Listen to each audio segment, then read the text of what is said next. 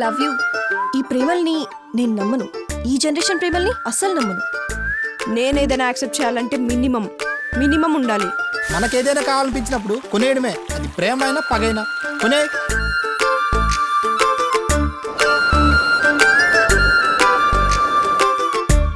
రెండేళ్ల లవ్రా ఇక్కడ. మేము ఒక్క పూట ట్రై చేయడం ఎక్కువ, నీలా నెలల తరబడి ట్రై చేయడం మాకు పని పట్టలేవా? మగాడు ఎన్నిసార్లు ట్రై చేసినా అవకాశం నాడది. అవకాశం ఇచ్చిన ఆడదాన్ని సాటిస్ఫై చేయే మగాడు సుఖపడ్డట్టు చరిత్రలో లేదు.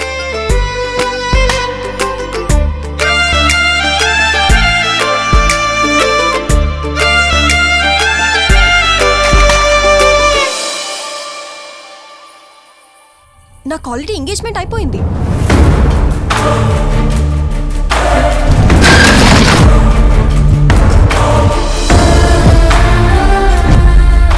అడ్వాన్స్ హ్యాపీ బర్త్డే బంగారం.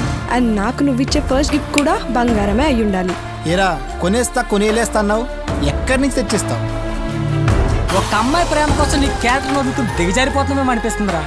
ఈ రోజుల్లో క్యారెక్టర్ ఉన్న అమ్మాయి దొరికినప్పుడు మన క్యారెక్టర్ని తగ్గించుకోవడంలో తప్పులేదురా. నువ్వు ప్రేమ ఒక్కటే బతుకు అనుకున్నావు. బతుకు బాగుంటేనే ప్రేమ ఉంటుందని నేనంటున్నా. ఈ రోజుల్లో ప్రేమించడం అంటే వాళ్ళని శిక్షించుకోవడమేరా.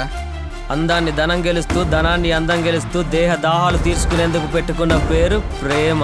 నీ బాలకం చూస్తుంటే అప్పుడే నీకు నా పైన మోసి తీరిపోయినట్టుంది. ఏ జన్మలో ఏ పాపం చేసుకున్నానో ఈ జన్మలో మీలాంటి దరిద్రుల కడుపున పుట్టాను. చచ్చిపోవాలనిపిస్తుంది భార్గవ్. పెళ్లి చేసేదాకా ఆగలేకపోతున్నావా పాపిష్టపుదానా? పడుకోవడానికి మాత్రమే పుట్టి ప్రేమల్ని గెలిపించుకోవడం కోసం ప్రాణాలు పోయేటట్టు యుద్ధాలు ఎందుకు చేస్తారమ్మా?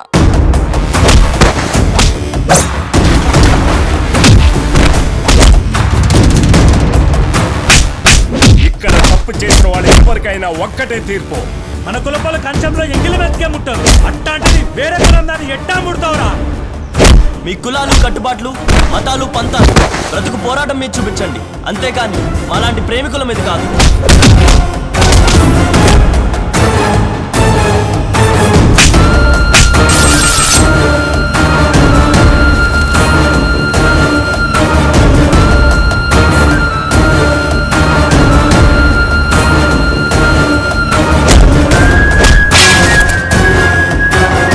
బతుకున్నాక నట్టింట్లో కూర్చోబెట్టి కంచంలో అన్నం పెడతారు.